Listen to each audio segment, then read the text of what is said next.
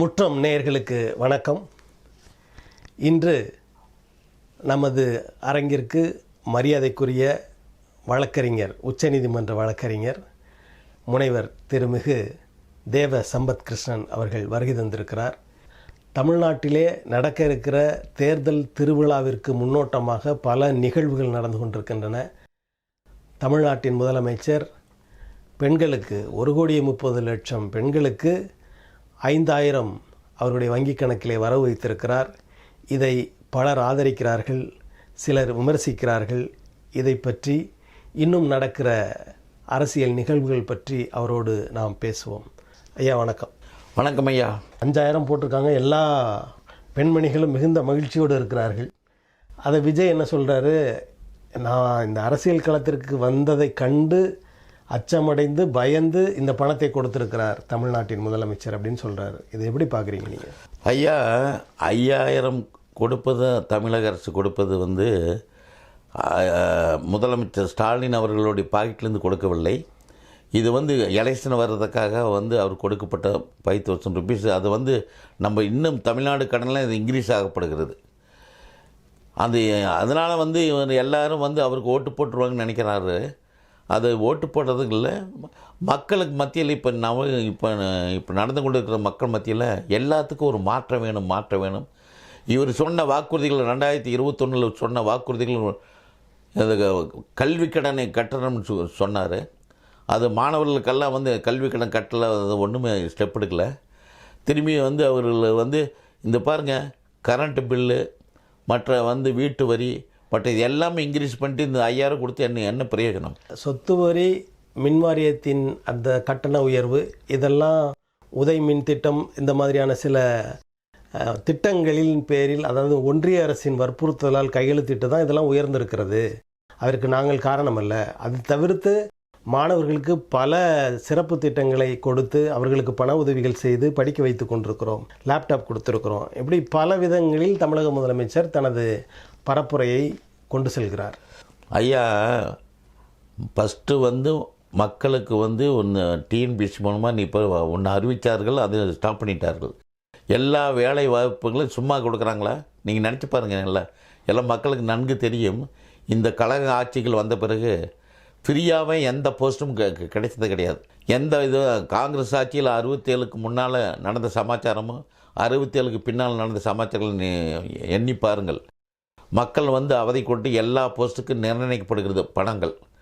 அதனால் மக்கள் யாரும் சிறப்படைஞ்சது மாதிரி சொல்ல முடியாது. அதனால் மக்கள் ஒரு மாற்றம் வேண்டும் எதிர்பார்க்கிறார்கள். எல்லா தரப்பு மக்களும், இப்போ புதுசாக வந்துக்கிற வாலிபர்களும், பின்னால் இருந்த என்னை போன்ற முதியவர்களும், சீனியர் சிட்டிசன் அத்தனை பேர்களுமே ஒரு சான்ஸு விஜய்க்கு கொடுத்தால் அது நல்லா இருக்குமா, அவர் என்ன பண்ணுறான்னு பார்ப்போம். அவர் நான் லஞ்சம் வாங்க மாட்டேன், நான் எல்லாத்துக்கும் வீடும், எல்லாத்துக்கும் குடியிருப்புகளும், வேலை வாங்குறது எல்லாத்தையும் நான் டெவலப் பண்ணுவேன் அப்படின்னு சொல்லுவார். ஒரு சான்ஸ் கொடுத்து பார்ப்போமே. ஒவ்வொரு வீட்லேயும் வண்டி இருக்கும், பைக்கு, கார் நிறுத்தப்படும்லாம் சொல்கிறார். அதாவது வண்டியே வாங்குவதற்காக உங்களை நான் கிரியேட் பண்ணுவேனுங்கிறார். வண்டி வாங்குறவுடைய கெப்பாசிட்டி, உங்களுக்கு ஒரு வேலை கொடுத்தால் நீங்கள் வண்டி வாங்கி கொள்ளுவீர்கள். உங்களுக்கு வாழ்வாதாரத்தை உயர்ந்தால் உங்களுக்கு எல்லா பொருட்களும் உங்களை தேடி வரும். நான் ஃப்ரீயாக எப்பவுமே கொடுக்க நான் ஆசைப்படல. அவங்களுக்கு என்னென்ன பிறப்பின் பயனை அடைவது போன்று எல்லா வேலை வாய்ப்பையும், மற்றபடி இண்டஸ்ட்ரியல் டெவலப்மெண்ட்டு அது வருதுன்னு விஜய் சொல்லுகிறார். நம்ம ஒரு சான்ஸ் பார்ப்போமே. ஊழலை ஒழிப்பேன், ஊழல் இருக்காது அப்படின்னு சொல்கிற விஜய் அவர்கள் வருமான வரி செலுத்தவில்லை, 1,50,00,000 கோடி கட்டாமல் இருக்கிறார் அப்படின்னு வழக்கு நடந்து கொண்டிருக்கிறது. ஊழலை ஒழிக்க புறப்பட்டவர் இப்படி ஒரு குற்றச்சாட்டில் மாட்டிக்கொண்டிருப்பது சரியா? ஐயா, 2017-18 போடப்பட்ட இது அவர் பணம் கட்டிட்டார். அதுக்கு மேலே 6 வருஷம் 7 வருஷம் கழித்து இப்பொழுது அது எக்ஸ்ட்ரா நீ கட்டணும்னு சொன்னாங்க. அதுக்காக கோர்ட்டில் அப்பீல் இருக்குது, பெண்டிங் கேஸ் பெண்டிங் இருக்குது. அதுக்காக நீ கட்டலை, அவர் தப்பு பண்ணிட்டான்னு எப்படி சொல்ல முடியும்? வழக்காடு மன்றத்தில் இது கட்டலை, கட்டி ஆகணும்னு சொல்லும் போது கட்ட வேண்டியதானே. ஒரு கட்டுறதுக்கு எங்களுக்கு ஒரு சான்ஸ் கிடைக்க, நாங்கள் அப்பீல் போட்டுக்கிறோம், பெஞ்சுக்கு போட்டுக்கிறோம். பெஞ்சு திரும்பி உச்சநீதிமன்றம் சொன்னாலும் அது கட்டிடுவார். அதுக்காக அவருக்கு நான் கட்டி முடிச்சாச்சு, இப்போ 5 ஆண்டு கழிச்சு இப்போ கேட்குறீங்களேன்னு சொல்லி அவர் வாதாடுகிறார். அவருக்கு சான்ஸ் கொடுக்க போயுமே. அண்ணா திராவிட முன்னேற்ற கழகத்தில் ஊழல் குற்றம் சாட்டப்பட்ட செங்கோட்டையன் அவரது கட்சியில் இருக்கிறார். இந்த மாதிரி நிறைய பேர்கள் அவர்கள் கட்சியில் சேர்ந்து கொண்டிருக்கிறாங்க. அப்படி இருக்கும்போது இவர் எப்படி ஊழலை ஒழிப்பார்? அதாவது செங்கோட்டையன் வந்து அதிமுகவில் இருந்தார், எம்ஜிஆர் பீரியடில் இருந்தார், ஜெயலலிதா பீரியடில் இருந்தார். அதெல்லாம் முடிந்த பிறகு இப்பொழுது அதிமுக எந்த நிலையில் இருக்குன்னு நீங்கள் யோசனை பண்ணி பாருங்கள். அரசியல்வாதிகள் ஒரு தடவை அரசியல் வந்துட்டால் அவங்களுக்கு சும்மா இருக்க முடியாது. அவர் வந்து இங்கே வந்துட்டு இங்கே லீடர் யார்? விஜய் அவர்கள். அன்னைக்கு எம்ஜிஆர் அன்றைக்கி லீடராக இருந்தார், ஜெயலலிதா அன்றைக்கி லீடராக இருந்தார். இடைப்பட்ட காலத்தில் வந்து நடந்த சமாச்சாரங்கள் தான் நிறைய இருக்குது. அது வந்து அவர் வந்து விஜயன் கண்ட்ரோலில் வந்து விட்டார். இன்றைக்கி வந்து செங்கோட்டையன் அவர்கள் வந்து நல்ல முறையில் அவருக்கு ஒரு வெல் எக்ஸ்பீரியன்ஸ், அவர் ஒரு அனுபவத்தை மட்டும் அவர் எடுத்துப்பார், நல்லதை மட்டும் எடுப்பார், கெட்டதை எடுக்க மாட்டார். இப்போ எல்லாம் கண்ட்ரோல் போய் விஜய் என்ன சொல்லுகிறாரோ அத்தனை மந்திரி சபையும் அத்தனை எம்எல்ஏக்களும் இருக்குது. இப்போ எங்கே போனாலும் கூட்டங்கள் பாருங்கள். அவருக்கு வந்து நாலு ஒரு மேனியும் பொழுது வண்ணமும் வளர்ந்து கொண்டே இருக்கிறது, வாய்ப்புகள் அதிகமாக இருக்கிறது. காங்கிரஸை எதிர்நோக்கி இருக்கிறார். காங்கிரஸ் வந்து ஜாயின் பண்ண பிறகு நிச்சயமாக ஃபுல் தம்பிங் மெஜாரிட்டியில் காங்கிரஸும் விஜயும் ஜெயிப்பார் என்ற நம்பிக்கை எனக்கு இருக்கிறது. தமிழக வெற்றி கழகத்தில் இருப்பவர்கள் சிலர் அமித்ஷாவின் கையாட்கள், அவர் சொல்கிறது தான் செய்கிறாங்க அப்படின்னு சொல்கிறாங்களே. ஐயா, பொலிட்டிக்கல் வந்து யார் விட்டு பேசணும் யார் விட்டு பேசக்கூடாதுன்னு இது கிடையாது. அமித்ஷா விட்டு கூப்பிட்டா பேசுவார் ஒழியா, அதே மாதிரி ராகுல் விட்டு கேட்டால் பேசுவார். இவருக்குன்னு தனியாக ஒரு கொள்கை இருக்கிறது, தனியாக வந்து இவருக்கு ரூல் பண்ணது இருக்கிறது. இப்போ வந்து எல்லாருக்கும் மந்திரி சேவையில் இடம் பண்ணுறார். எல்லாம் நாம் கூட்டாட்சி செஞ்சால் நான் மக்களுக்கு சேவை செய்யறது தான் முக்கியம் ஒழியா, நான் தான் தனிப்பட்ட முறையில் எங்கள் கட்சி தான் இருக்கணும் அப்படிங்கிற மாதிரி திமுக மாதிரி அவர் சொல்லவில்லை. அவர் வந்து ஃபஸ்ட்டு அழைப்பே முதல் மீட்டிங்லேயே என்ன சொன்னார்? எல்லாரும் வாருங்கள், எல்லாரும் ஆட்சி செய்வோம், மக்களுக்கு நன்மையே செய்வோம் என்று சொன்னார். காங்கிரஸ் கட்சி வந்து தமிழக வெற்றி கழகத்தோடு கூட்டணி வைத்து விடும் அப்படின்னு நீங்கள் நம்புறீங்களா? நான் முழுமையாக நம்புகிறேன், 100% நம்புகிறேன். நிச்சயமாக 2 பேர் கூட்டணி அமைவார்கள். காங்கிரஸுக்கு நல்ல சீட்டு கொடுப்பார்கள். காங்கிரஸ் வந்து நிறையா மக்கள் இருக்கிறார்கள், 10% மேலே இப்போ வளர்ந்து கொண்டு இருக்கிறார்கள். காங்கிரஸும் விஜய் கட்சியும் ஒன்று சேர்ந்தால் நிச்சயமாக 234 சீட்டில் மினிமம் 170 சீட்டுக்கு மேலே ஜெயிப்பார்கள்னு நம்பிக்கை இருக்கிறது. கையில் இருப்பதை விட்டு பறப்பதை பார்த்து கொண்டு அதையும் விட்டு விடுவது என்ற நிலைக்கு காங்கிரஸ் தள்ளப்பட்டு விடும் என்று சிலர் அவர்களை அச்சப்படுத்தி கொண்டிருக்கிறார்கள். அது சரியா? இல்லை, அது வந்து முற்றிலும் தவறு. இன்னைக்கிலுடைய ராகுலுடைய எழுச்சியும் மக்கள் வந்து விழிப்புணர்ச்சி அடைந்து கொண்டு இருக்கிறார்கள். எங்கே பார்த்தாலும் நார்த் இந்தியா சவுத் இந்தியா முழுவதுமே ராகுல் இன்றைக்கி வந்து மக்களிடத்தில், அதாவது உரிமைகள் அன்றைக்கி வந்து பிரிட்டிஷ் காலத்தில் உரிமை வாங்கினார்கள். இப்பொழுது இந்தியாவுக்குள்ளே இருக்கிற வந்து உரிமை வாங்க முடியவில்லை. அதனால் வந்து ராகுல் ஃபைட் பண்ணி இப்போ நல்லா எல்லாத்துக்கும் மக்களாட்சி கான்ஸ்டியூஷனில் சட்டப்பிரகாரம் நடக்க வேண்டும் என்று அவர் கூறிக்கொள்கிறார். எல்லாரும் ஒவ்வொன்றா திருந்தி கொண்டு இருக்கிறார்கள். வருங்காலத்தில் வந்து காங்கிரஸ் மேலே ஆட்சி செய்யும். தமிழ்நாட்டில் விஜய் ஆட்சி செய்வார். சில மாதங்களுக்கு முன்பு நடந்த பீகார் தேர்தல், அதில் காங்கிரஸின் நிலை உங்களுக்கு தெரியும். அப்படி இருக்கும்போது திடீர்னு இங்கே வந்து ஒரு பூமாகி காங்கிரஸ் பெரிய இடத்துக்கு வந்துடுவாங்க, ஆட்சியை பிடிச்சிருவாங்க, தாவேக்காவோட சேர்ந்துன்னு சொல்கிறது பொருத்தமாக? ஐயா, பீகாரினுடைய நிலைமை உங்களுக்கு தெரியும். எத்தனை ஓட்டுக்கள் வந்து காணாத பண்ணிட்டாங்க. அதை வந்து எலெக்ஷன் கமிஷன் மேலே ஏகப்பட்ட ரிப்போர்ட்டுகள் பண்ணி சுப்ரீம் கோர்ட்டில் கேஸ் எல்லாம் பெண்டிங் இருக்கிறது. இப்போ ஒரே வீட்டில் 200 ஓட்டு 300 ஓட்டு 100 ஓட்டு எல்லாம் இருந்த நீங்கள் பார்த்துருக்கிறீங்களா? நிறைய பேர்த்து உண்மையான ஆட்களுக்கெல்லாம் ஓட்டுரிமை இல்லாமல் தள்ளி விட்டுக்கிறாங்க. அந்த பீகாரும் இது தமிழ்நாடு ஒன்றும் கிடையாது. தமிழ்நாடு வந்து விழிப்புணர்ச்சி ஸ்டேட்டு. தமிழ்நாட்டில் வந்து அப்படி அவ்வளோ ஈஸியாக வந்து அது மாதிரி பண்ண முடியாது. எல்லோரும் இங்கே வந்து 90% படித்தவர்கள் வந்து விட்டார்கள். அதனால் வந்து பீகார் மாதிரி பண்ண முடியாது தமிழ்நாட்டை.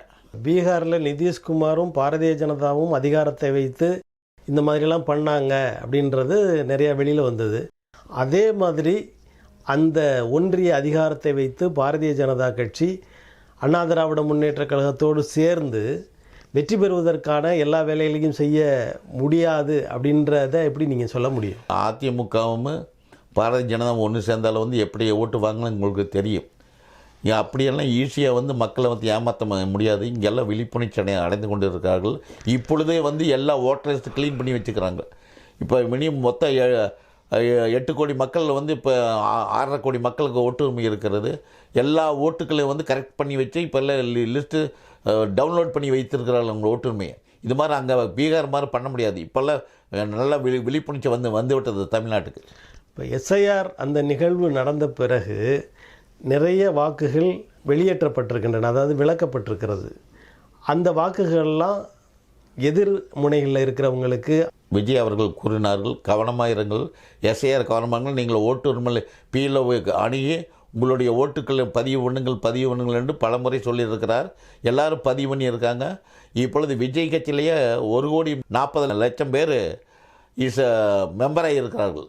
எப்படி மெம்பர்னா Aadhaar card with voter ID ரெண்டையும் வைத்து கொண்டு தான் அவர்கள் 1,40,00,000 பேர் மெம்பர் ஆகிக்கிறாங்க. மொத்தம் பாருங்கள் 4,00,000 பேர்கள் ஓட்டு போட்டால் அதை விஜயனுடைய வெற்றி எப்படி இருக்குதுன்னு நீங்களே யூகித்துக் கொள்ளுங்கள். விஜய் ஒரு ராசி இல்லாதவர். ஒரு 41 உயிர்கள் பலியாவதற்கு அவர் காரணமாகிவிட்டார். இப்போது ஒருத்தரை சூரஜ்னு ஒருத்தர் இறந்து போயிட்டார் இந்த கூட்டத்தில். இப்படி அவருக்கு ஒரு கெட்ட பெயர் நிலவுகிறதே, அதை பற்றி உங்கள் கருத்து? நீங்கள் அப்படி அதெல்லாம் சொன்னால், அதாவது 41 பேர்களுங்கிறது கவர்மெண்ட்டு செக்யூரிட்டி கொடுக்காத காரணத்திலாம் கவர்மெண்ட்டோடைய விளிம்பு இது இல்லாதனால தான் அது நடந்ததே ஒழிய விஜய்க்கு அதுக்கு சம்மந்தம் கிடையாது. சேலத்தில் நடந்த என்ன கூட்டம் பார்த்தீர்களா? அதில் ஏதாவது ஒருத்தர் அவங்களே ஃபஸ்ட்லேயே அறிக்கை விட்டார்கள், சிறுவர்களும் பெண்களும் நோய்வாய்ப்பட்டுகளும் தயவுசெய்து வர வேண்டாம்னு செங்கோட்டையை அறிக்கை விட்டார். அது அதுக்கு மீறி அது நேச்சருங்க. அது ஒன்றுங்கிறது நேச்சர். அவருக்கு என்ன உடம்பு சரியில்லையா என்னமோ தெரியவில்லை. அதை விசாரிக்க வேண்டும். ஆனால் இருந்தாலும் ஒரு உயிர் போகிறது கஷ்டமாக தான் இருக்கிறது. ஆனால் வருகின்றவர்கள் கவனமாக மீட்டிங்கு வர வேண்டும்னு நான் அன்புடன் கேட்டுக்கொள்கிறேன். அதனால் விஜய் தான் காரணம் என்று சொல்ல முடியாது. தமிழ்நாட்டில் நிறைய கூட்டங்கள் பரப்புரைகள் நடந்து கொண்டே இருக்கின்றன. ஆனால் விஜய் கூட்டத்தில் மட்டும் ஏன் இந்த உயிரிழப்புகள்? விஜய்க்கு வரவர்கள் மட்டும்தான் காசு உடுக்காத வர்ற கூட்டங்கள். அதாவது மாற்ற வேணும் சொல்லி மக்கள் இடத்துல விழிப்புணர்ச்சியோடு வந்த கூட்டங்கள். யாருக்காவது காசு கொடுத்து வருகிறார்கள் விஜய்க்கு? நீங்கள் நினைத்து பாருங்கள். விஜயனுடைய வருகையை எதிர்நோக்கி வருகிறார்கள். மற்ற கட்சியெல்லாம் கேட்டு பாருங்கள். நீங்கள் பணம் கொடுத்தா தான் வருவார்கள், இல்லாட்டி வரமாட்டார்கள். நீங்கள் அதிமுக விட்டு திமுக விட்டு மற்ற இந்த 2 கட்சிகளுமே காலாவதியான கட்சிகள். இனிமேல் அவர்களுடைய வாழ்க்கை அவ்வளோதான். நீ புது கட்சி விஜய்க்கு ஒன்று, எதிர்கட்சி ஒன்று, வேறு ஒரு கட்சி உதயமாக வேண்டும். பணம் பெற்றுக்கொண்டு கூட்டங்களுக்கு வருகிறவர்கள் தங்கள் உயிரை பாதுகாத்துக் கொள்கிறார்கள். எந்த எதிர்பார்ப்புமின்றி தமிழக வெற்றி கழக கூட்டத்திற்கு வருகிறவர்கள் இறந்து போகிறார்கள். இதை எப்படி நம்புறது? இறந்து போய்கிறாங்கன்னு சொன்னது என்ன? 2 மீட்டிங்கு இப்போ சேலம் மீட்டிங்கில் அத்தனை பேர் கூட்டம் வந்துச்சு. அதாவது அவருக்கு என்ன உடம்பு சரியில்லையா என்னன்னு தெரியல. நம்ம தெரியாமல் பேசக்கூடாது. பட் இருந்தாலும் மக்கள் ரொம்ப ஆவலோடு விஜய் வர வேண்டும், மக்களுக்கு நன்மை செய்ய வேண்டும், எல்லாரும் இன்புற்று வாழ வேண்டும், எல்லார் தகுதியும் கிடைக்கணும்னு விஜயும் விரும்புகிறார், மக்களும் அவரை விரும்புகிறாங்க.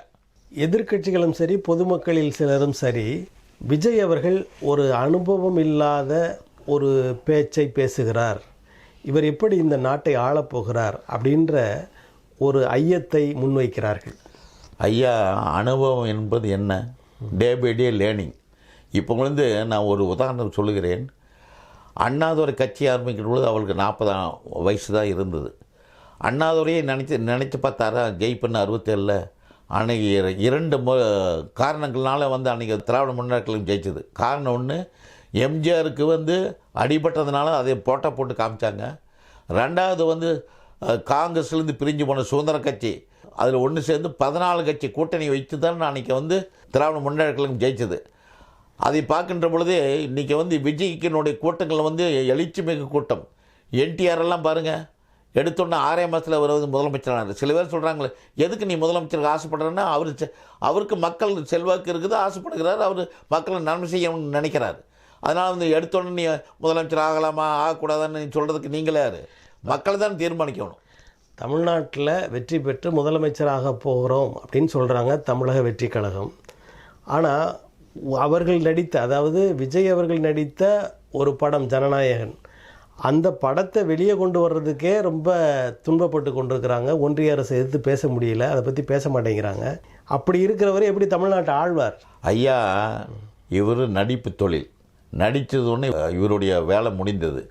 அதை ப்ரொடியூசருக்கும் அவர் டைரக்டர்களுடைய வேலைகள்.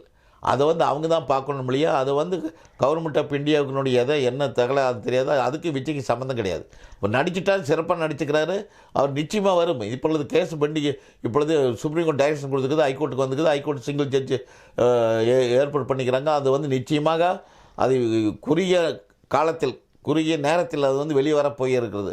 விஜயை நம்பி ஒருவர் பல கோடிகள் முதலீடு செய்திருக்கிறார். அது வந்து அவருக்கு கிடைக்கல. இன்னும் படம் வெளிவந்தால் தான் அது கிடைக்கும். அப்படி இருக்கிற போது அதை எப்படி கண்டுகொள்ளாமல் இருக்க முடியும்? அதே நேரம் வேறு சாதாரண ஒரு நடிகர்னால் பரவாயில்ல, ஆட்சிக்கு வர விரும்புகிறவர், அவரால் ஏற்படுகிற நட்டத்தை இதுவரைக்கும் நீங்கள் அந்த பணத்துக்கான வட்டி இதெல்லாம் நிறைய நட்டமாயிருக்கும். அதையெல்லாம் கண்டுக்காமல் எப்படி இருக்க முடியும்னு நினைக்கிறீங்க? அது வந்து முறையாக வந்து நீங்கள் அப்பீல் போட்டுக்கிறாங்க, கோர்ட்டில் பெண்டிங் இருக்குது. அதை பற்றி பேசுகிறது நல்லா இருக்காது. ஏன்னா பெண்டிங் ஹைகோர்ட்லேயும் இருக்குது. இன்றைக்கி ஜட்ஜு இது பண்ணி நிச்சயமாக அவருக்கு வந்து ரிலீஸ் பண்ணுறதுக்கு ஆர்டர் கொடுப்பாங்க நம்பிக்கை இருக்கிறது. அதனால் இவர் வந்து ஒன்று நஷ்டப்பட ப்ரொடியூசர்கள் வந்து அது ஏதாவது பொலிட்டிக்கல் ட்ரெண்டில் பேக்கில் இருக்கிறதுனால ப்ராப்ளங்கள் ஓடிக்கொண்டு இருக்கிறது. இப்போ ஒன்றிய அரசு தமிழக வெற்றி கழகத்திற்கு நெருக்கடி கொடுக்கிறதா? ஒன்றிய அரசு நெருக்கடி கொடுக்கிறதா அல்லது வந்து சென்சார் கமிட்டியில் இருக்கிற ப்ராப்ளமாக என்பதை அங்கே உள்ள போனதான் தெரியும். அது சென்சார் கமிட்டியில் வந்து ஏதாவது வந்து வேணுமுன்னே வந்து விஜயை அடக்கணும், கண்ட்ரோல் பண்ணணும்னு நினைக்கிற வாறு தெரிகிறத ஒழியா, எக்காரணத்து கொண்டு எந்த கண்ட்ரோல் பண்ணாலும் விஜய் வந்து பிஜேபியோட சேர மாட்டார் என்பது நம்பிக்கை இருக்குது. தனியாக நின்னாலும் நிற்பார் ஒழியா, பிஜேபியோட சேர மாட்டார். திரைப்பட தணிக்கைத்துறை அதற்கு பொறுப்பேற்றிருக்கிற அமைச்சர் வந்து தமிழ்நாட்டைச் சேர்ந்த முருகன். ஆனால் அவரும் இதை கண்டுகொள்ளாமல் இந்த நெருக்கடிக்கு அவரும் உதவுகிற மாதிரி செயல்பட்டு கொண்டிருப்பது போல் தெரிகிறது என்று சிலர் பேசுகிறார்கள். முருகன் மினிஸ்டர் அவர்கள் அவருக்கு செய்யணும்னு ஆசைப்பட்டிருப்பார். ஒரு சமயம் மேல்மட்டத்திலேருந்து என்ன உத்தரவோ என்ன தெரியாது. நிச்சயமாக வந்து முருகன் வந்து விஜய்க்காக உதவி செய்வனுங்க நம்பிக்கை இருக்கிறது. அது வந்து இப்போ கோர்ட்டில் பெண்டிங்காக இருக்கிறதுனால அவங்க ஒன்றும் பேச முடியாது. அவுட் ஆஃப் இதெல்லாம் பேச முடியாது. கோர்ட்டு தீர்மானிக்கும். நிச்சயமாக நல்ல ரிசல்ட் வரும். ரிலீஸ் ஆகிறதுக்கு வாய்ப்புகள் அதிகமாக இருக்கிறதுன்னு நான் கூறிக்கொள்கிறேன். தமிழக வெற்றி கழகம் 1,30,00,000 உறுப்பினர்களை கொண்டது. அதுவும் வாக்காளர் அடையாள எண், ஆதார் எண்ணோடு இருக்கிறாங்க அப்படின்னு சொல்கிறீங்க. ஆனால் 1,30,00,000 பெண்களுக்கு 5,000 பணத்தை கொடுத்து அவர்களெல்லாம் மகிழ்ந்திருக்க செய்து நாங்கள் தான் வெற்றி பெறுவோம் என்ற மனநிலையில் முதலமைச்சர் இருந்து கொண்டிருக்கிறார். இதை நீங்கள் எப்படி பார்க்குறீங்க? ஐயா, 2021 எலெக்ஷன் நீங்கள் பாருங்கள். அண்ணா திராவிட முன்னேற்ற கழகத்துக்கும் திராவிட முன்னேற்ற கழகத்துக்கும் எவ்வளோ டிஃப்ரென்ஸ் ஓட்டு? ஒன்லி 3% ஓட்டு மட்டுமே. அன்றைக்கி வந்து காங்கிரஸ் கூட இருந்ததுனால அது ஜெயிக்க முடிஞ்சது.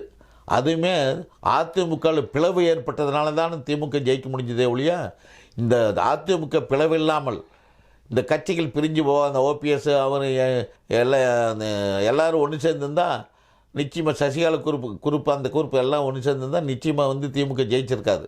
அது என்னமோ எடப்பாடி பழனிசாமி என்ன நோக்கத்துக்காக அப்படி பண்ணாரோ தெரியல, அவர் தோக்கடிக்கப்பட்டது. இல்லாவிட்டால் வந்து திமுக ஜெயிக்கிறதுக்கு வாய்ப்பே இல்லை. அதை கணக்கு பாருங்க நீங்கள். ஒன்லி 3% இன்றைக்கி வந்து காங்கிரஸ் வெளியே வந்த நிலைமை என்னென்னு திமுக யோசிச்சு கொண்டு இருக்கிறார்கள். காங்கிரஸ் விடுவதா வேண்டாமா, மந்திரி சபையில் இது கொடுக்கலாமா வேண்டாமா, அவங்க கேட்குற 41 சீட்டும் கொடுக்கலாமா வேண்டாமான்னு அவங்களுக்குள்ள மனப்போராட்டங்கள் நடந்து கொண்டு இருக்கிறது திமுகவில்.